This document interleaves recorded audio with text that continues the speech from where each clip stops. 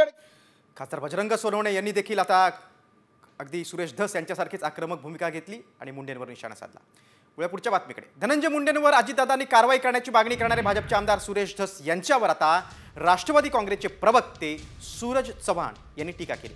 धस यांना मुख्यमंत्र्यांनी आवर घालावा अशी मागणी चव्हाण यांनी केली।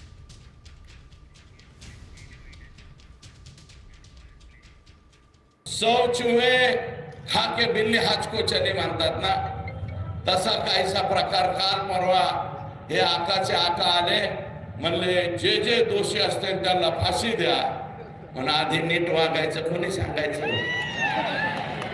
आणि अजित दादा क्या हुआ तेरा वादा, अजित दादा तेरा वादा क्या हुआ रे, काय को इसको अंदर लिया। सुरेश अण्णा धस राजकारणाच्या पोटी म्हणजे संतोष देशमुख यांच्या हत्येचं राजकारण करतायत आणि कुठेतरी आपल्याच मित्रांना अडचणीत आणण्याचं काम ते करतायत। म्हणून मी देवेंद्र फडणवीस साहेब यांना विनंती केली होती की त्यांनी तात्काळ यांना आवर घालावा। की अजितदादा काय बोलले होते की चौकशीमध्ये जो कोणी दोषी आढळेल त्याच्यावर कारवाई करणार म्हणजे करणार।